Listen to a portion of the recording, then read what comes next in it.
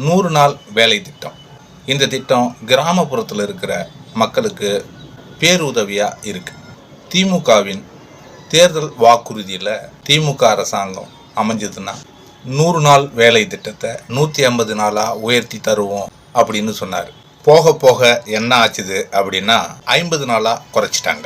50 நாள் குறைச்சது மட்டும் இல்லை, ஒரு கடந்த 5-6 மாதங்களாக உங்களுடைய சம்பள பணம் கொடுக்கல. இதை பொதுமக்கள் கேட்கும்போது அவங்க சொல்கிறாங்க, மத்திய அரசாங்கத்துக்கிட்ட இருந்து காசு வரல, அதனால் உங்கள் பணம் கொடுக்க முடியல, கொஞ்சம் பொறுங்க அப்படின்னு சொல்கிறாங்க.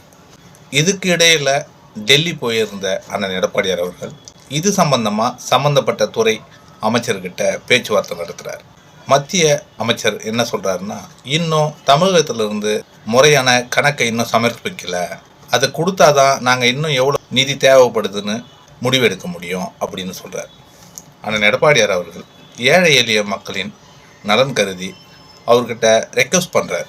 திமுக அரசாங்கம் கேட்ட முழு பணத்தையும் கொடுக்க முடியலன்னா கூட அதில் ஒரு பங்கை கொடுத்தீங்க அப்படின்னா ஏழை எளிய மக்கள் பயன்பெறுவாங்க அப்படின்ற கோரிக்கையை முன்வைக்கிறார்.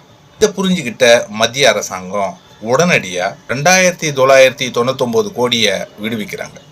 அவர் அண்ணன் முதல்வராக இல்லாத போது கூட மக்களுக்காக, மக்கள் நலனுக்காக எவ்வளவு முக்கியத்துவம் கொடுக்குறாருன்றதை மக்களாகிய நாம் புரிஞ்சுக்கணும்.